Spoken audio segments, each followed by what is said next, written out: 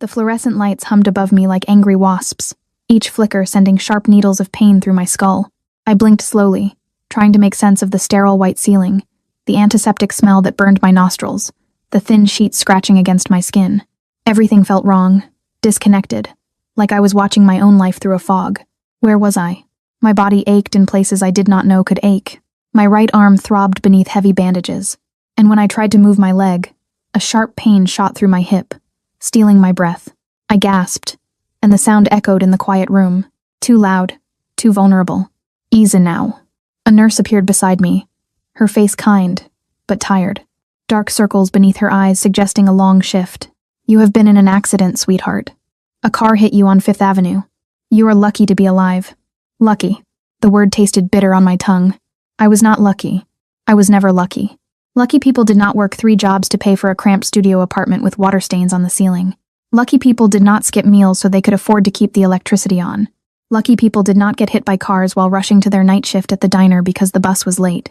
And Mr. Peterson threatened to fire anyone who showed up late again. How long? My voice came out raspy, broken. 2 days. You have been unconscious for 2 days. She adjusted my intravenous drip with practiced efficiency. The doctor will be in soon to check on you. We ran some tests while you were out. Standard procedure tests. My stomach twisted. Tests meant money. Money I did not have. I can't afford, I started. But she shook her head, a strange expression crossing her face. She said quietly, almost nervously, "It has been taken care of. Everything. Your bills, your treatment, everything." The fog in my brain thickened. What? By who? But she was already moving toward the door. Her steps quick, almost hurried. The doctor will explain everything. Just rest. Rest? As if I could rest with this knot of anxiety twisting tighter in my chest. I turned my head slowly because even that small movement made the room spin, and noticed for the first time that this was not a regular hospital room. The space was too large, too private.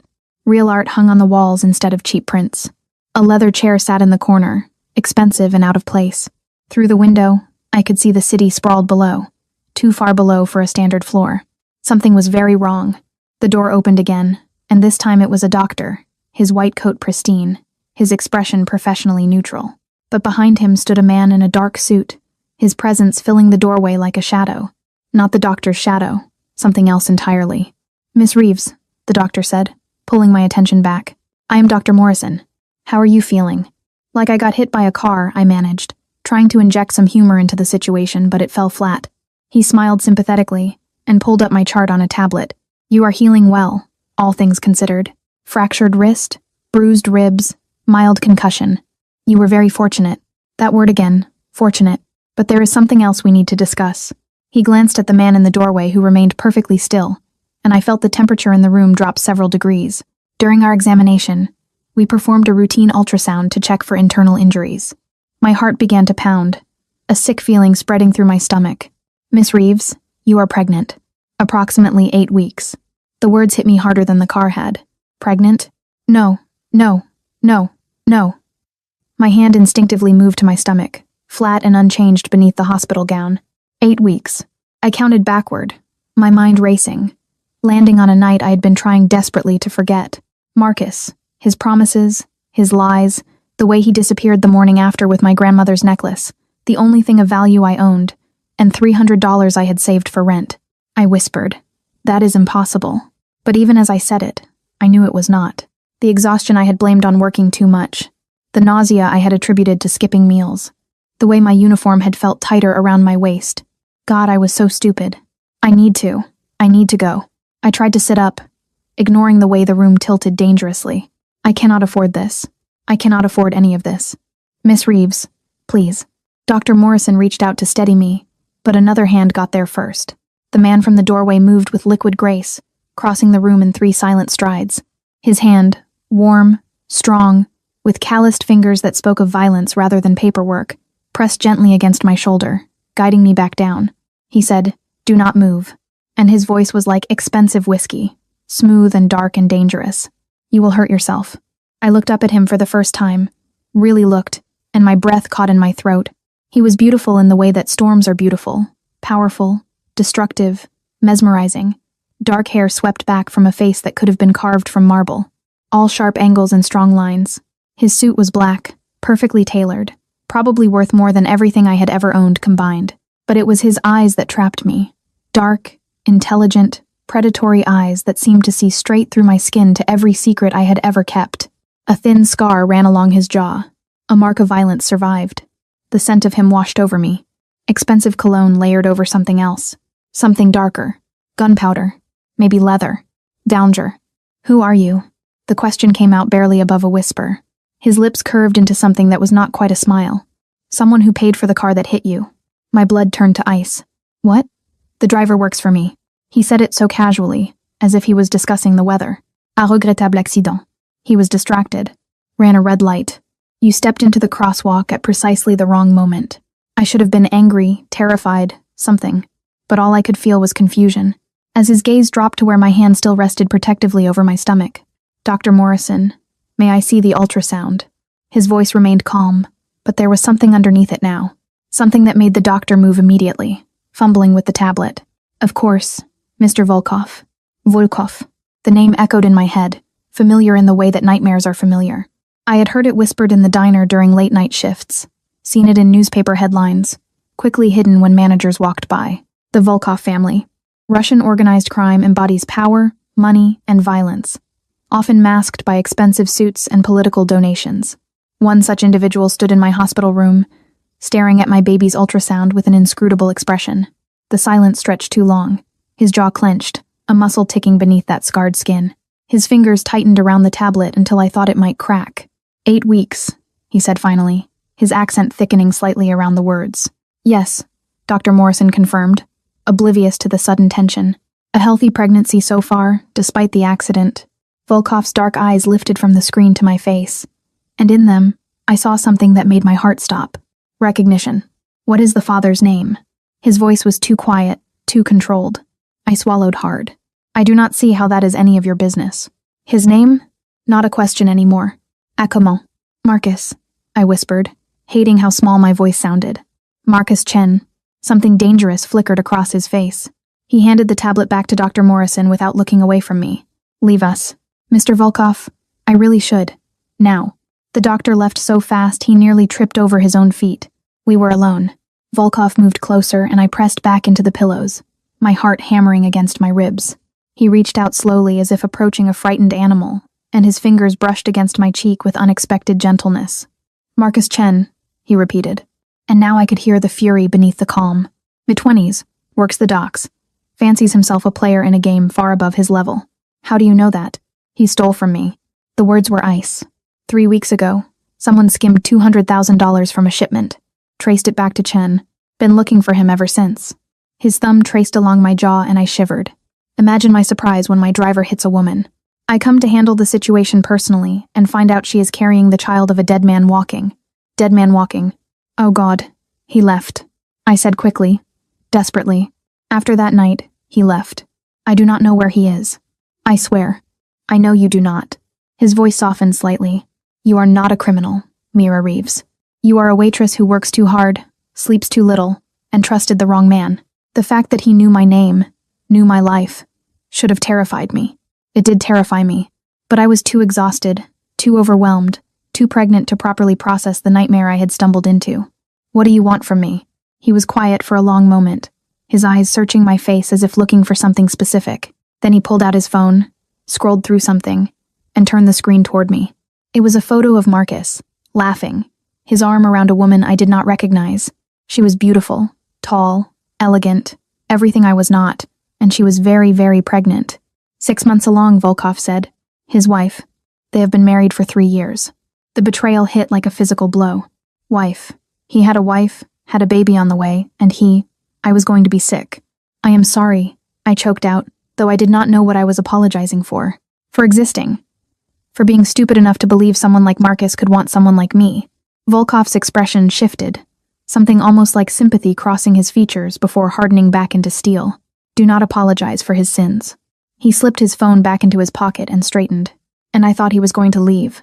Thought this nightmare would end with him walking out the door, and me trying to figure out how to survive as a single mother with no money, no family, and no future. But he did not leave. Instead, he pulled a card from his jacket, heavy, expensive cardstock with embossed lettering, and placed it on the table beside my bed. You will stay here until you are healed. Then my driver will take you to a new apartment, furnished, paid for 6 months in advance. There is a job waiting at one of my legitimate businesses, a gallery in Midtown. Easy work, good pay, benefits. I stared at him, unable to process what I was hearing. Why would you do that? His smile was cold, predatory. Because Marcus Chen owes me a debt he can never repay. But his child, his gaze dropped to my stomach again, is innocent. I do not want your charity. It is not charity. He leaned down close enough that I could feel his breath against my ear. Smell that dangerous scent of cologne and violence. Consider it an investment. You will take my help, Mira. You will accept the apartment, the job, the protection. Because the alternative is trying to survive on your own while every enemy I have learns that Marcus Chen's child exists. I am not his. You carry his blood. That is enough. He pulled back and his expression was granite. The world I live in does not forgive innocent mistakes, but I do sometimes. He turned toward the door, and panic surged through me. Wait. He paused, looking back over his shoulder. What is your name? Your first name. For a moment, I did not think he would answer. Then, Dimitri. Dimitri, I repeated, tasting the syllables. What do you get out of this? Really? His smile was like a blade. Beautiful and lethal. That, he said softly, remains to be seen. He left, the door clicking shut behind him, leaving me alone with the lingering scent of expensive cologne. I was left to confront the weight of an unwanted pregnancy and a business card, feeling like a contract with the devil. I picked up the card with shaking fingers. Dmitry Volkov. Private number. Below the embossed text, someone had written in dark ink, "Call me when you are ready to live." Outside my window, the city lights glittered like broken glass, and somewhere in that sprawling darkness, Marcus Chen was running from a debt he would never escape. And I, broken, pregnant, terrified, was now tangled in the web of the most dangerous man in the city. The worst part, some small, desperate part of me wanted to call that number, wanted to accept whatever dark bargain Dmitry Volkov was offering. Because for the first time in my life, someone was offering me a choice that was not between bad and worse. He was offering me survival, and I was just desperate enough to take it. 3 days later, I stood in the lobby of Metropolitan General Hospital, my belongings stuffed into a plastic bag, a stained waitress uniform, a broken phone, a wallet with $17, and a maxed-out credit card. Everything I owned in the world fit in something designed to hold garbage. The irony was not lost on me. Dr. Morrison had cleared me that morning, his professional smile not quite reaching his eyes. Remember to take it easy, Miss Reeves. No strenuous activity for at least 2 weeks. And schedule an appointment with an obstetrician gynecologist as soon as possible. An OB/GYN for a baby I had not planned, could not afford, did not know if I even wanted. But the card in my pocket felt like it was burning through the thin fabric of the hospital-issued sweatpants they had given me since my jeans had been cut off in the emergency room. Call me when you are ready to live. I had not called, had not touched the card since that first night. As if avoiding it would somehow make this entire situation disappear. Maybe I would wake up and discover the accident. Dmitry Volkov. All of it had been some elaborate concussion-induced hallucination, but the bruises covering my skin were real. The ache in my ribs was real, and the nausea rolling through me had nothing to do with my injuries. Miss Reeves. I turned to find a man in a black suit standing near the automatic doors. He was tall, broad-shouldered, with a face that looked like it had been broken and rebuilt several times. His eyes swept the lobby with professional efficiency before settling on me. I am Victor. Mr. Volkov sent me to drive you home. Home? As if I had one of those. I did not call him, I said, clutching my plastic bag tighter. Victor's expression did not change. He does not require your call to know when you are being discharged. The car is outside. Of course it was because men like Dmitry Volkov did not ask permission. They simply arranged the world to suit their needs. I should have refused. Should have walked out those doors and disappeared into the city. Found some shelter. Figured it out on my own like I always had. But my wrist throbbed in its cast. My body screamed with exhaustion. And somewhere deep in my belly, cells were dividing and multiplying into something that would depend entirely on me. I was so tired of fighting alone. Fine, I whispered. Victor nodded once and gestured toward the exit. This way. The car waiting at the curb was not just expensive. It was obscene. A black Mercedes S-Class with windows tinted so dark I could not see inside. Victor opened the rear door, and the leather interior released a wave of cool air that smelled like money. I climbed in awkwardly, my injured body protesting every movement, and froze. Dmitry Volkov sat in the opposite seat, perfectly still, his dark suit immaculate, his attention focused on a tablet in his hands. He did not look up as Victor closed the door and took his position in the driver's seat. I could have taken a cab, I said, hating how my voice shook. No, you could not have. Now, he looked up and those predatory eyes pinned me in place. You have $17 and no home to return to. Your landlord changed the locks 3 days ago when you missed rent. Your belongings are in a storage unit you cannot access without payment. The humiliation burned through me like acid. You had someone go through my things. I had someone protect your things. He set the tablet aside. Everything you own is now in a secure location. You will have access once you are settled. Settled where? His smile was slight, controlled. Patience, Mira. The car pulled away from the curb with liquid smoothness, merging into traffic. I watched the hospital disappear behind us, along with any illusion that I still controlled my own life. We drove in silence through the city, and I tried not to notice how Victor's eyes constantly scanned the mirrors. I also noted how other cars seemed to give us a wide berth, maintaining a significant distance from our vehicle. Furthermore, people on the sidewalks instinctively looked away, avoiding eye contact as we passed them by. This was not just a car. It was a declaration of power. Finally, we turned onto a tree-lined street I had only ever seen in magazines. Brownstone buildings stood shoulder to shoulder, their facades pristine, their windows glowing with warm light. Doormen in uniforms stood at attention.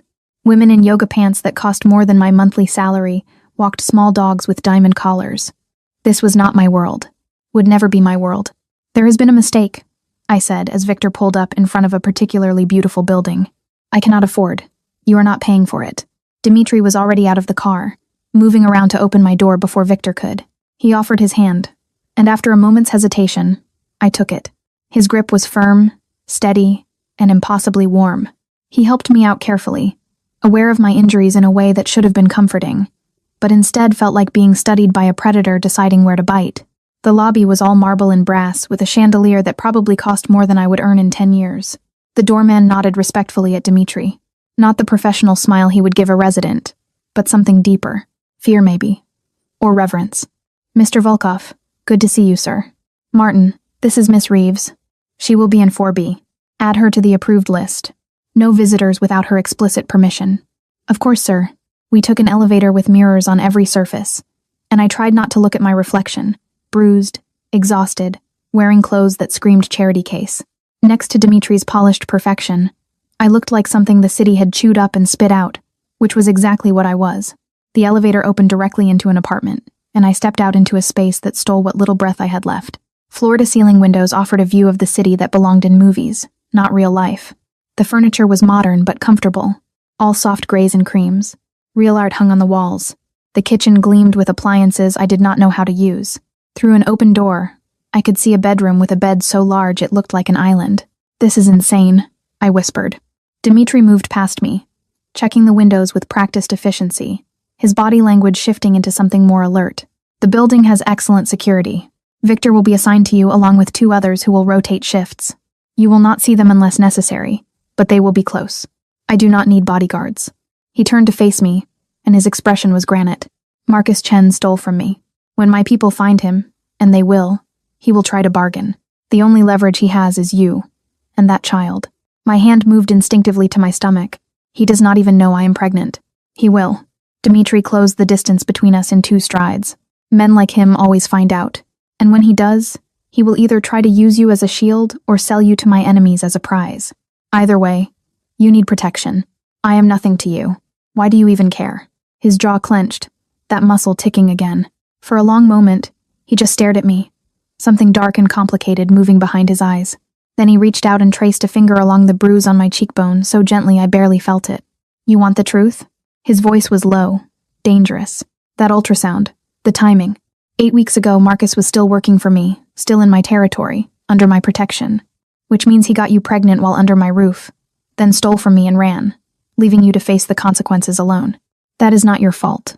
In my world, everything that happens in my territory is my responsibility. His fingers moved from my cheek to my jaw, tilting my face up to meet his gaze. He dishonored you under my protection. That makes it my problem to fix. I am not a problem that needs fixing. His smile was sharp enough to cut. No, you are something far more complicated than that. He pulled away, moving toward the door, and panic fluttered in my chest. I did not want him here. Did not want to feel this strange pull towards someone so dangerous. But I also did not want to be alone in this beautiful cage. There is a phone on the counter, he said without looking back. My number is programmed. Food will be delivered 3 times a day. The gallery job starts when you are ready. No rush. A doctor will visit tomorrow to check on you and the baby. Dimitri. He paused at the elevator, his hand on the button. Why are you really doing this? For the first time since I had met him, his mask slipped. Just for a second, I saw something raw and broken beneath the polished exterior. Because 10 years ago, someone I cared about was pregnant and afraid, and I was not powerful enough to protect her. His voice was barely above a whisper. By the time I found her, she was dead, and so was the child. I have spent every day since making sure I am never powerless again. The elevator doors opened and he stepped inside, his mask sliding back into place. Rest, Mira. You are safe now. The doors closed, leaving me alone in an apartment that felt stark and silent, much like a museum. I was left with a phone number that felt like an unbreakable chain, binding me to their influence. A baby grew inside me, linking me irrevocably to 2 men who lived in a violent world I would never understand. I sank onto the couch and finally let myself cry. 2 weeks passed in a blur of doctor's visits, meal deliveries, and careful healing. The bruises faded from purple to yellow. My wrist itched beneath the cast. And every morning, I woke up to the smell of fresh coffee and pastries left outside my door by invisible hands. Victor was a constant presence, not intrusive, but always there, a shadow in the lobby, a figure in the car when I needed to go somewhere. He did not talk much, but his presence was oddly comforting. The doctor who visited was kind, professional, and clearly accustomed to treating people who valued discretion. She confirmed that the baby was healthy, prescribed prenatal vitamins, and did not ask any uncomfortable questions about the father. I should have felt grateful, safe, provided for. Instead, I felt like a bird in a gilded cage, and the man who held the key had not called once. Not that I wanted him to call, except some nights when the apartment felt too big and too empty. I would find myself staring at that phone, wondering what would happen if I pressed his number. On the 16th day, I finally left the apartment for more than a doctor's appointment. The gallery Dimitri had mentioned was in Midtown, tucked between a high-end restaurant and a law firm. The sign read Fine Arts in elegant script, and when I pushed through the door, a bell chimed softly. The interior was all white walls and perfect lighting, showcasing paintings and sculptures that probably cost more than most people earned in a year. A woman in her 50s looked up from behind a sleek desk, her smile warm and genuine. You must be Mira. I am Catherine. Mr. Volkov told me to expect you. She came around the desk, moving with the easy confidence of someone comfortable in her own skin. How are you feeling? I heard about the accident. Better, I managed, suddenly self-conscious in my thrift store clothes among all this carefully curated beauty. Good. Come, let me show you around. The job is simple.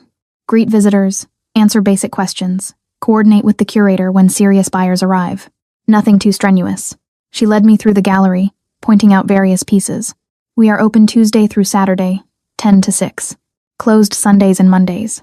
Pay is $25 an hour, plus commission on any sales you facilitate. $25 an hour. I had been making $8.50 at the diner. That is too much, I said automatically. Catherine laughed. Mr. Volkov values quality employees, and between you and me, he owes me a favor. I have been asking for an assistant for months. Something about the way she said it, casual, honest, made me relax slightly. This was not just a pity job. It was real. When do I start? Whenever you are ready. Tomorrow. Next week. You set the pace. Tomorrow, I heard myself say. I will start tomorrow. That night, I sat in my expensive apartment eating takeout that had been delivered by someone I never saw and tried to plan a future I could not quite picture. Single mother, gallery assistant, protected by a man who moved through the world like a storm. The phone rang, not the landline that various doctors and delivery people used. The cell phone Dimitri had left, the one programmed with only his number. My heart hammered as I picked it up. Hello. Victor tells me you visited the gallery today. His voice was like dark chocolate, rich and dangerous. Are you satisfied with the arrangement? It is more than I deserve. You deserve far more than you have ever been given. A pause.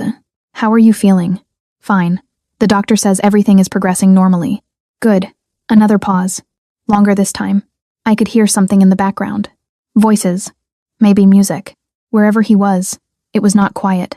I need to ask you something, Mira, and I need you to answer honestly. My throat tightened. Okay. Do you want this baby?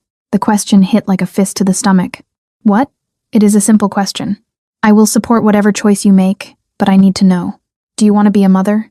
I opened my mouth to give him the answer I thought he wanted, but what came out was the truth. I do not know. I never had a family. Do not know how to be one. But when I think about not having it, my voice broke.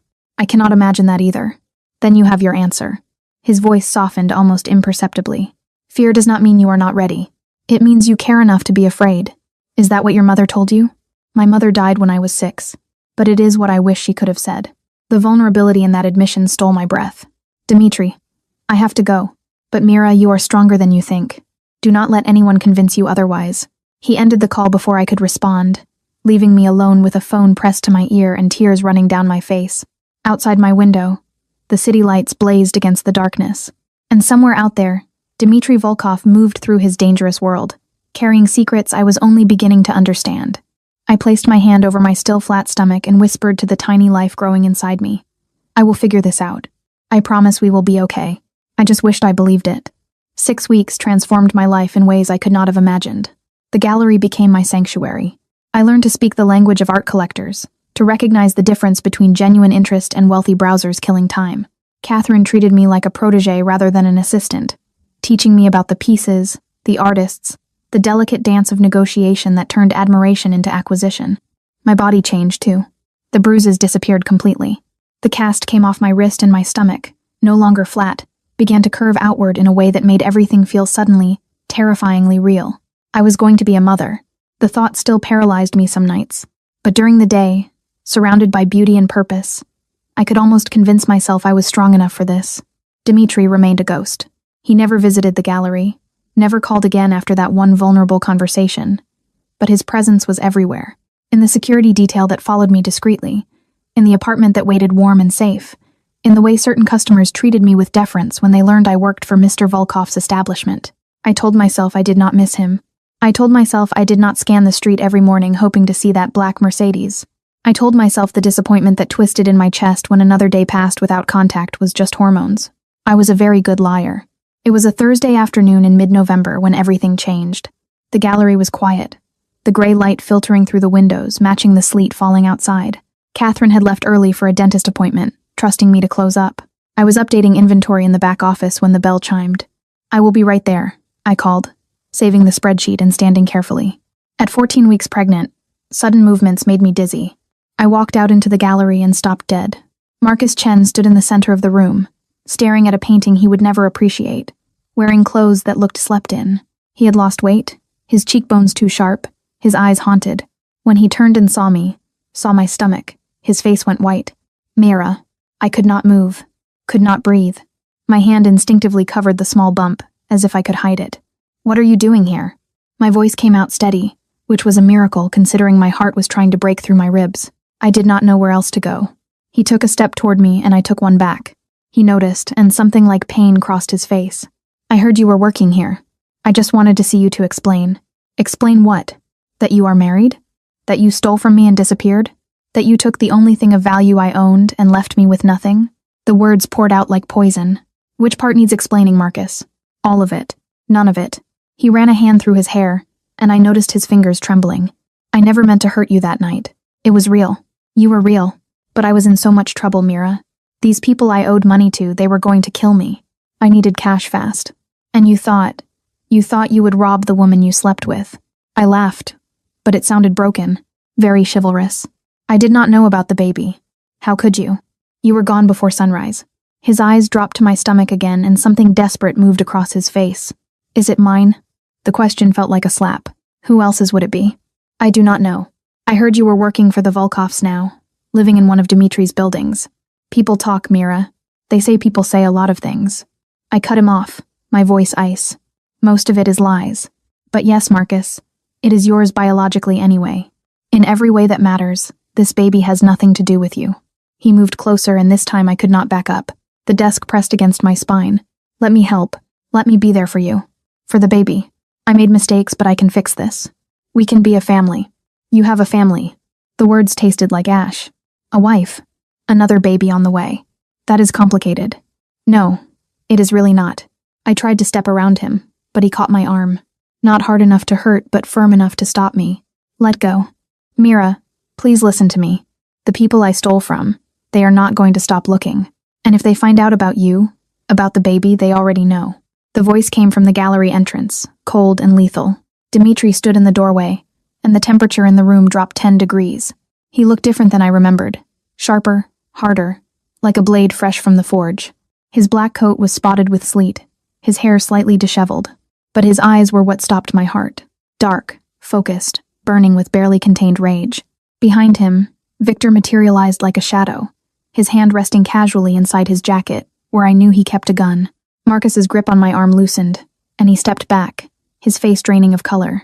Mr. Volkov, I did not. I was just touching something that does not belong to you. Dmitri moved into the gallery with that liquid grace. And I noticed Marcus actually trembled.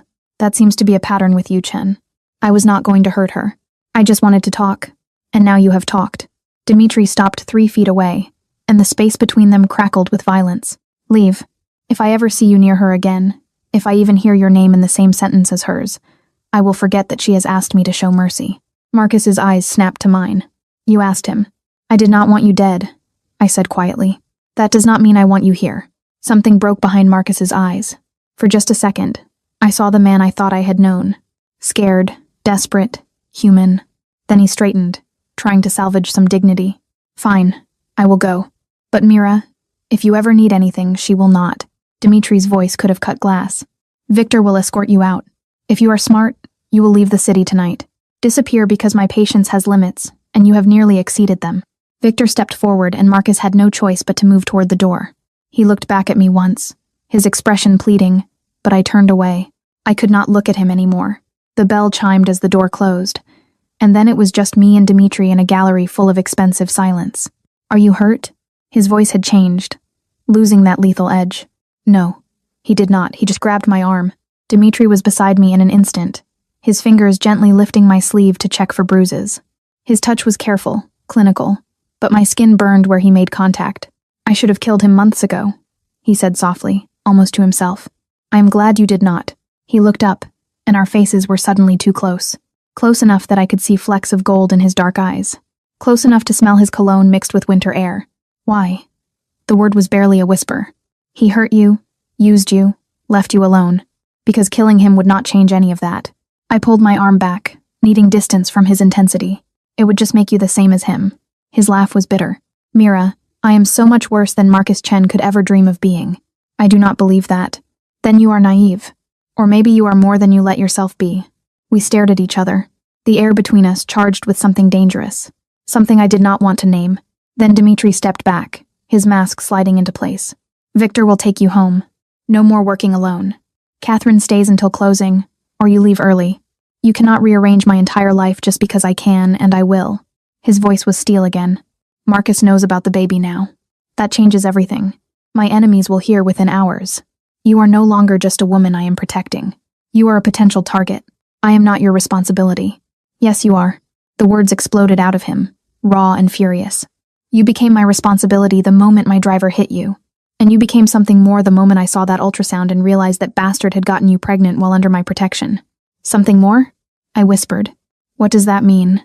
He opened his mouth, then closed it, visibly wrestling with something. Finally, it means I will not let anyone hurt you. Not Marcus, not my enemies, not anyone. You are under my protection, Mira, whether you want it or not. And if I say no, if I want to leave, live my own life, his expression was agony, then I will let you go, but I will still keep you safe from the shadows. You will never see me again, but you will never be unprotected. The choice he was offering was not a choice at all. It was an illusion of freedom wrapped around an iron cage. And the most terrifying part, I did not want to leave. Why do you care so much? The question tore out of me. Really? Is it just guilt?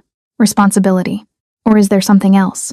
He moved closer again, and this time I did not back away. His hand came up, cupping my cheek with a gentleness that contradicted everything I knew about him. You want honesty? His thumb traced my lower lip, and I shivered. I do not know. I have spent 6 weeks trying to stay away, trying to convince myself that setting you up and leaving you alone was enough. But every report Victor gives me, every update on the baby, every time I drive past this gallery, his jaw clenched. You have gotten under my skin, Mira Reeves, and I do not know what to do about it. Dmitri, Mr. Volkov.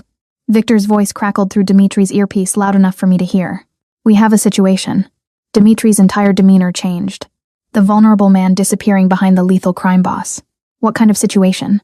Marcus Chen is dead. Shot 3 blocks from here. Whoever did it is sending you a message. My stomach dropped. Oh God. Dimitri's hand tightened on my shoulder. Get her to the car now. Full security protocol. Victor appeared in the doorway, his gun now visible. Miss Reeves, we need to go. But Catherine, the gallery is already being secured. Dimitri was moving toward the back exit, pulling his own weapon from beneath his coat with practiced ease. You are going to a safe house tonight. Pack whatever you need from the apartment. Then we disappear. Disappear where? He looked back at me and his eyes were storm dark. Somewhere my enemies cannot reach. Somewhere I can keep you safe while I handle this. Handle what? Dimitri, what is happening? War. The word was simple. Final. Someone just declared war on me by killing Marcus in my territory. And they did it knowing you would be nearby, knowing it would scare you. It worked, I whispered. His expression softened for just a second. I know. That is why we are leaving. He nodded to Victor. Take her through the back. I will meet you at the safe house. You are not coming with us. I have to deal with the body. Talk to my people. Find out who is bold enough to make a move like this. He holstered his gun and caught my hand squeezing once. Trust me, Mira. I will keep you safe. Then he was gone, moving through the gallery like a shadow. And Victor was guiding me toward a door I had never noticed before. Come, Miss Reeves. Quickly now. I followed in a daze, my mind trying to process everything. Marcus was dead. Someone had killed him. Probably the same people he had stolen from. And they had done it knowing I was connected to Dimitri. I was in the middle of a gang war. Pregnant, powerless, and completely dependent on a man who dealt in violence and death. Victor led me through a maintenance corridor downstairs that smelled like concrete and fear, and out into an alley where another black car waited, its engine already running. Inside, he said, his eyes constantly scanning the shadows. I climbed in, my hands shaking so badly I could barely grip the door handle. The car pulled away from the curb, merging into traffic, and I looked back through the tinted window at the gallery, that brief sanctuary of beauty and normalcy disappearing behind us. Marcus was dead, and I was carrying his child into a war I did not understand. The baby kicked for the first time, just a flutter, like butterfly wings against my insides, and I pressed my hand to my stomach. It is okay, I whispered, though I did not know if I was talking to the baby or myself. We will be okay. Dimitri will not let anything happen to us. But as the car raced through the darkening streets toward an unknown destination, I could not shake the feeling that I had just crossed a line I could never uncross. I was not just under Dmitri Volkov's protection anymore. I was his. The safe house was a fortress disguised as a luxury cabin. We had driven for 3 hours into the mountains, the city lights fading behind us until there was nothing but darkness and pine trees. When we finally stopped, it was in front of a sprawling modern structure with floor-to-ceiling windows that somehow managed to look both welcoming and impenetrable. Victor had barely spoken during the drive, his attention fixed on the mirrors, his hand never far from his weapon. 2 other cars had followed us. More security. More shadows with guns and grim expressions. I was exhausted, terrified, and the baby would not stop moving as if it could sense my fear. This way, Miss Reeves. Victor guided me up stone steps to a heavy door that required both a key code and a fingerprint. The level of security should have made me feel safer. It did not. Inside, the cabin was all exposed wood beams and expensive furniture, a fire already crackling in a stone fireplace large enough to stand in.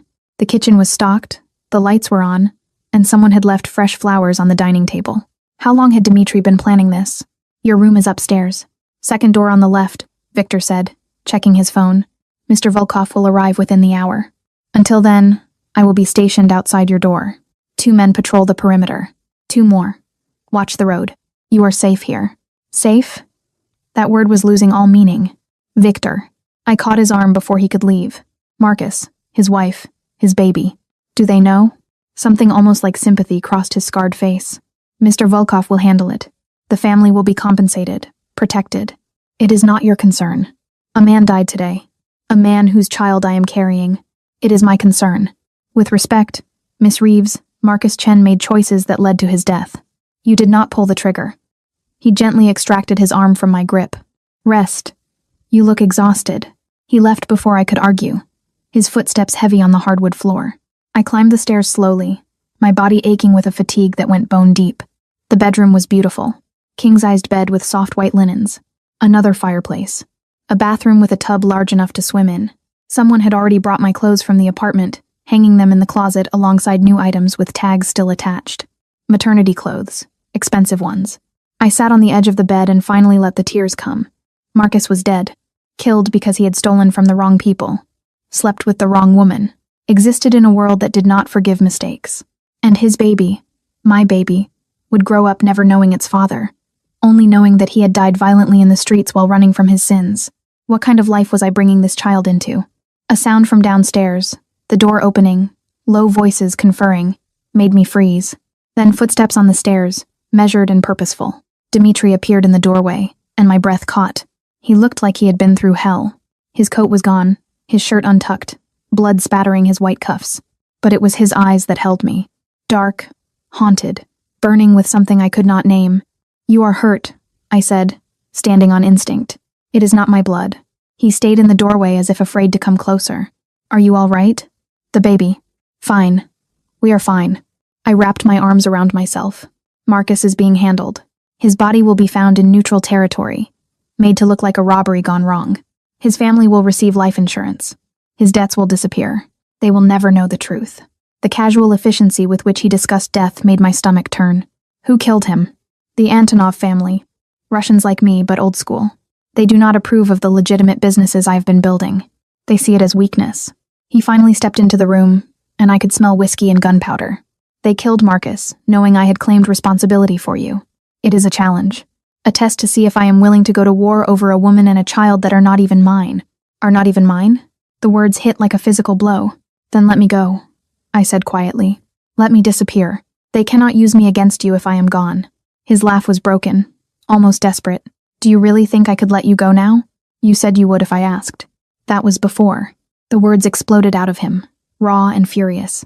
He crossed the room in 3 strides, his hands framing my face with a tenderness that contradicted his tone. "That was before I spent 6 weeks trying to convince myself I was doing the right thing by staying away. Before I watched surveillance footage of you every night just to make sure you were safe. Before I realized that the thought of you disappearing from my life is worse than any war the Antonovs could wage.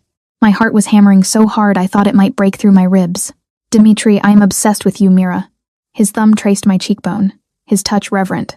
"I have been obsessed since that hospital room, since I saw you broken and afraid and still fighting, since I saw that ultrasound and felt something I have not felt in 10 years. The need to protect, to possess, to claim. You cannot claim me.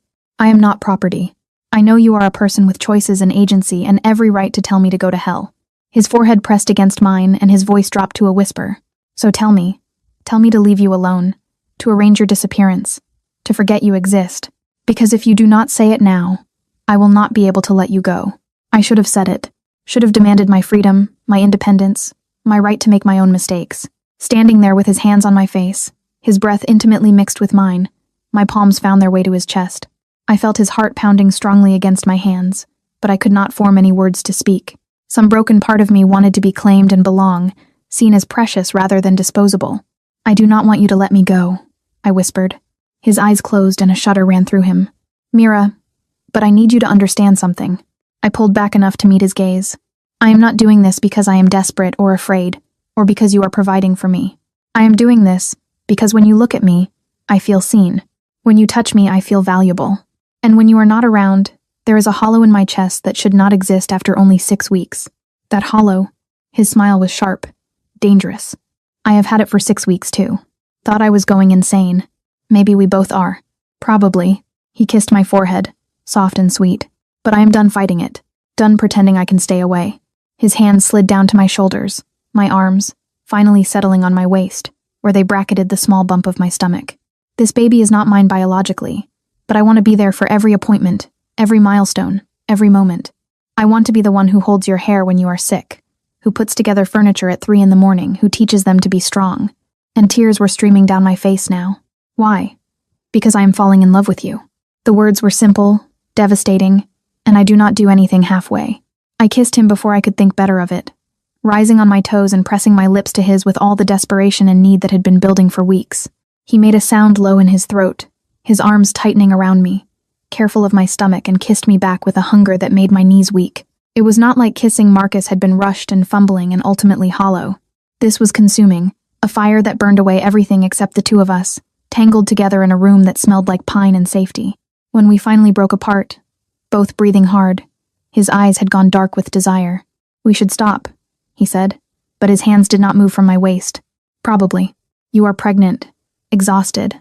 You have had a traumatic day, and I want you anyway." I traced the line of his jaw, feeling the scratch of stubble. I have wanted you since that hospital room, even though I knew I should not, even though you are dangerous and violent and completely wrong for me. His smile was pure sin. I am all of those things. But I will be gentle with you, Solnishka. Always gentle with you.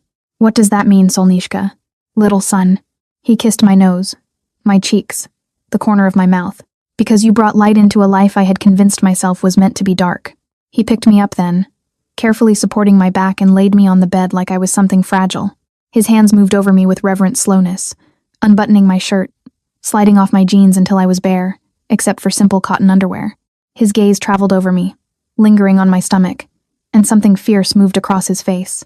You are beautiful, he said, and it did not sound like a line. It sounded like truth. I am pregnant with another man's baby, and covered in fading bruises.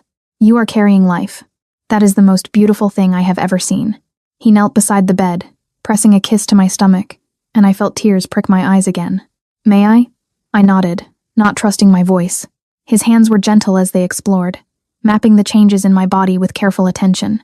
When the baby kicked against his palm, he froze, wonder spreading across his face. Did you feel that? Yes, I whispered.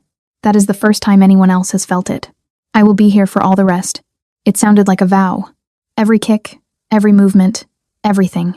He stood then, stripping off his shirt, revealing a body carved from violence.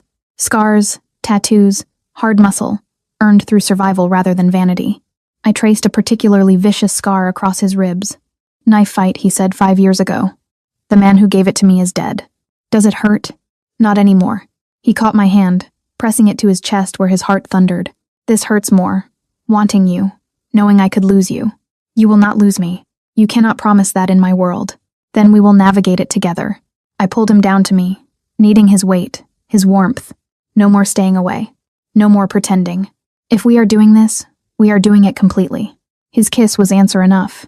We made love slowly, carefully, his attention fixed on my comfort and pleasure.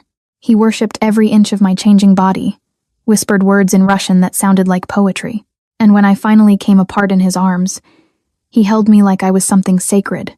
Afterward, we lay tangled together, the fire casting shadows on the walls, and I felt something I had not felt in years. Safe, cherished, home.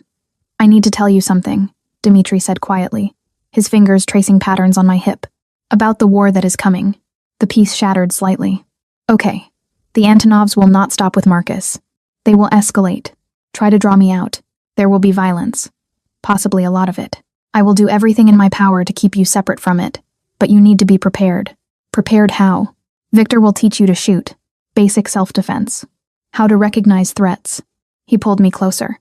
I pray you will never need those skills. But I will not leave you defenseless. The idea of holding a gun made me nauseous.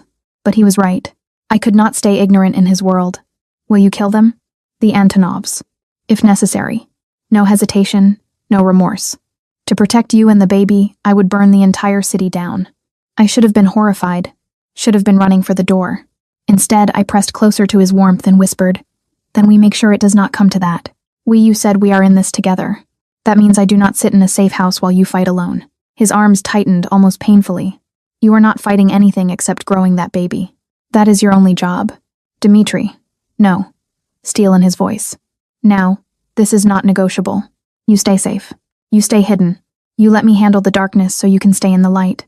I wanted to argue, but exhaustion was pulling at me, and the baby was finally still, lulled by whatever hormones my body had produced during our lovemaking. Promise me something, I murmured, already half asleep. Anything. Promise you will come back every time, no matter what. His kiss pressed against my hair was soft as a prayer. I promise, Solnishka. Always. I fell asleep in his arms, protected by a monster who loved me, carrying a child who would be born into violence, and somehow, impossibly, feeling like everything might actually be okay. Outside, men with guns patrolled the perimeter. The Antonov family planned their next move.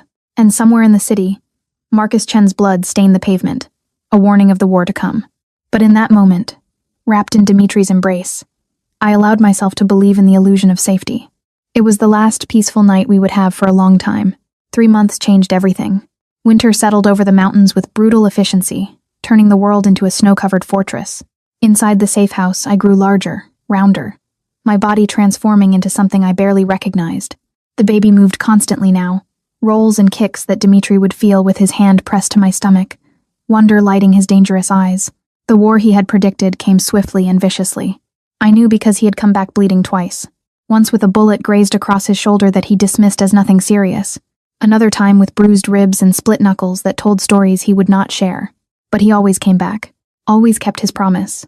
Victor taught me to shoot, his patience infinite as I learned to handle a gun with shaking hands. "You are a natural," he had said after I had hit 3 targets in a row. Good instincts. I hated that I was good at it.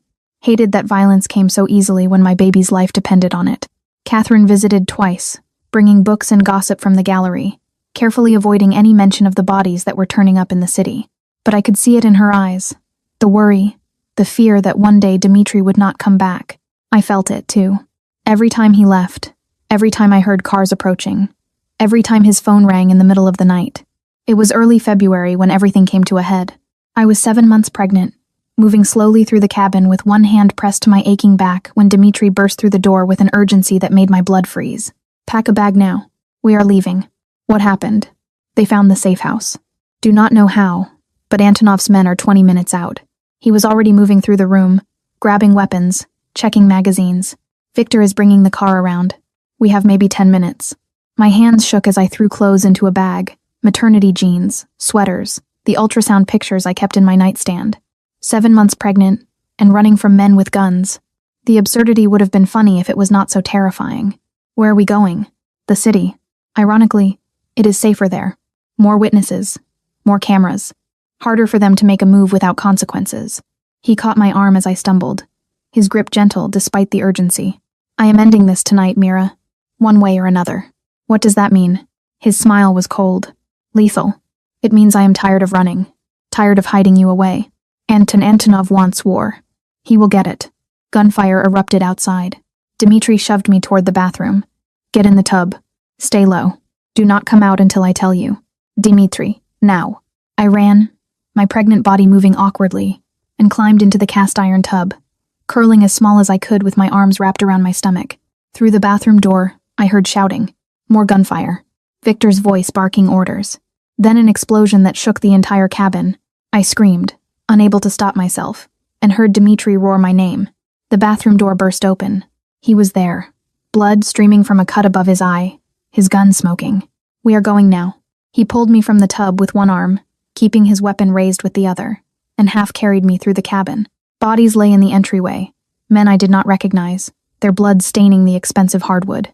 I tried not to look, tried not to think about the fact that Dmitri had killed them to protect me. Victor was outside, the car running, more of Dmitri's men providing cover fire as we ran through the snow. Bullets whizzed past, too close, too real, and I felt one tug at my coat sleeve. "Get down." Dmitri threw me into the back seat and covered my body with his, as Victor floored the accelerator. The car fishtailed on ice, then found traction, speeding down the mountain road with 3 other vehicles in pursuit. "How many?" Dmitri asked Victor, his weight still pinning me protectively. 6 cars, maybe 20 men total. They committed everything to this. Good. Then when we eliminate them, Antonov will have nothing left. He finally shifted, pulling me upright, his hands frantically checking me for injuries. "Are you hurt? Did anything hit you?" "I am fine. We are fine." But my voice shook, and tears were streaming down my face. "Dmitri, this is insane. We cannot keep doing this. We will not have to." He kissed me hard, desperately. "After tonight, it is over. I promise." The drive back to the city was a nightmare of speed and violence. Twice, pursuing cars got close enough that Victor had to perform evasive maneuvers that made me nauseous. Once someone fired at us, bullets sparking off the armored exterior. But we made it. The city rose before us like a beacon, and as we crossed into Dmitri's territory, more cars appeared, his men rallying to protect their boss. By the time we reached a nondescript building in the warehouse district, we had an entire convoy. Dmitri carried me inside despite my protests, taking me up to a 3rd-floor office with reinforced walls and minimal windows. He set me carefully on a leather couch. "You stay here. Victor stays with you. No matter what you hear, you do not leave this room until I come back. Where are you going?" "To end this." He cupped my face, and his expression was agony. "I love you, Mira. If something happens, do not." I grabbed his wrists. "Do not you dare say goodbye to me. Then I will say this. When this is over, I am going to marry you. Going to give that baby my name. Going to spend the rest of my life making sure you never regret choosing me." He kissed me once more, pouring everything into it. "Be ready to say yes, Solnishka." Then he was gone, and Victor was locking the door behind him, his expression grim. "What is he going to do?" I asked. Victor checked his weapon methodically. What he should have done 3 months ago. Challenge Antonov directly.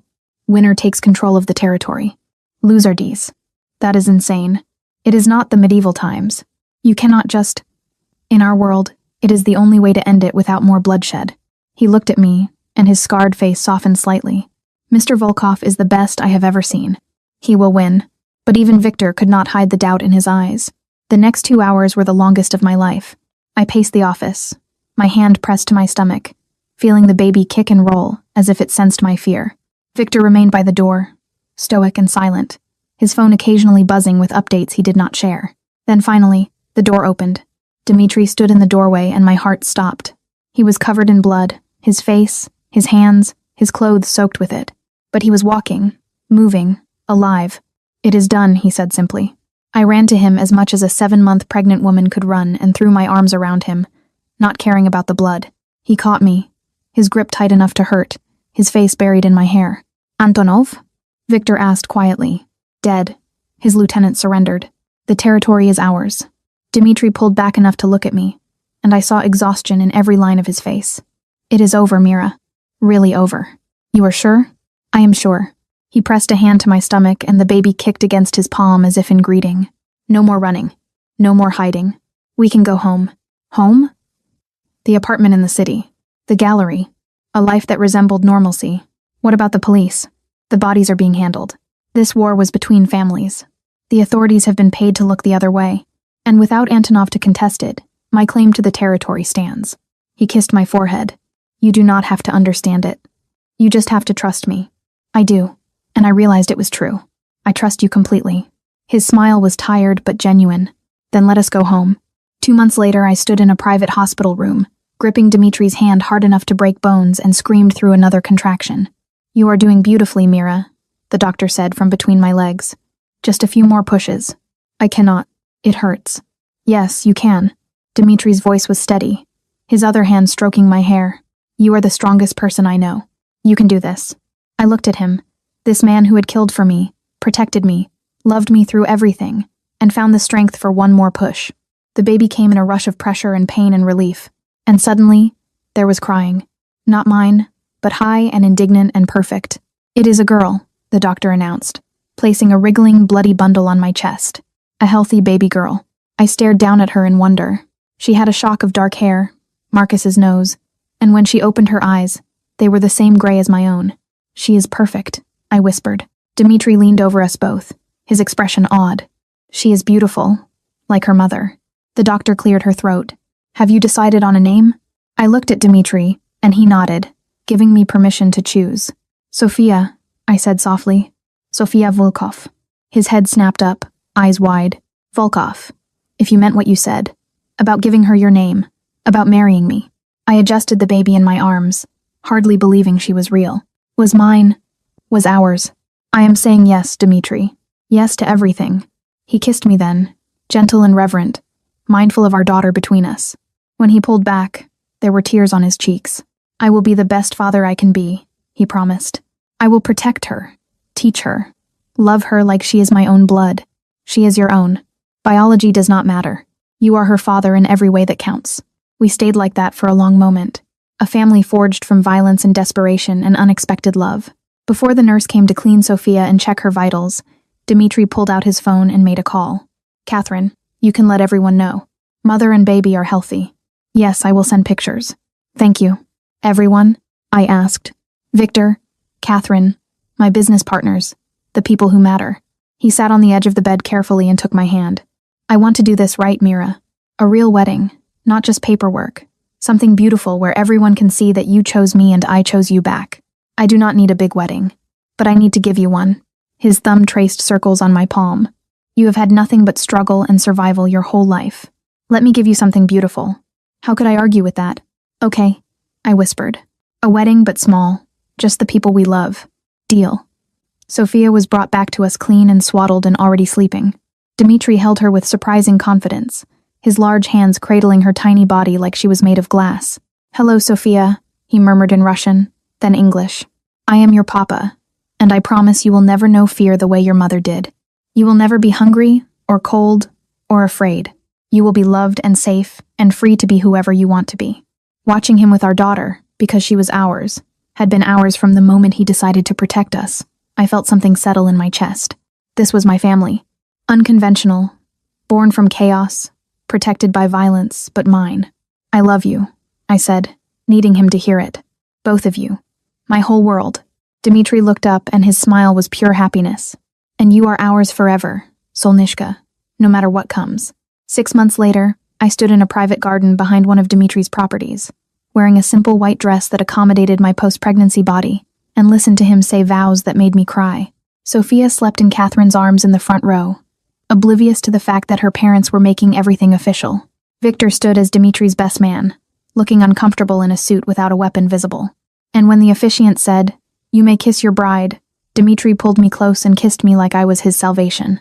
Maybe I was, because this man, this dangerous, powerful, violent man, had saved me just as much as I had saved him.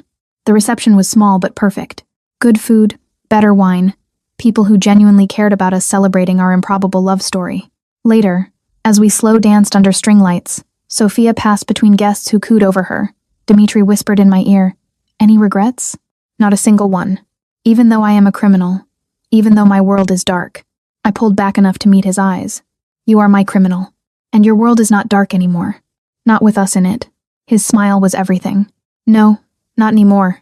We danced until Sophia got fussy, until the guests began to leave, until it was just our small family in a garden that smelled like roses and new beginnings. This was not the life I had imagined when I woke up in that hospital room, broken and afraid. It was so much better because I had found something I had never had before. A place to belong, a person who saw me as more than I had ever seen myself, and a love that had survived everything the world threw at it. Dmitri carried Sophia to the car. We were going back to the apartment, back to our life, and I followed, my heart full to bursting. "Ready to go home, Mrs. Volkov?" he asked, his eyes dancing. Mrs. Volkov, a name I had never expected to carry, but wore with pride. "Always," I said, taking his free hand. "As long as home is wherever you are."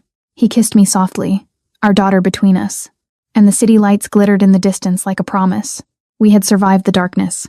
Now we got to live in the light, together, forever. And that was more than enough.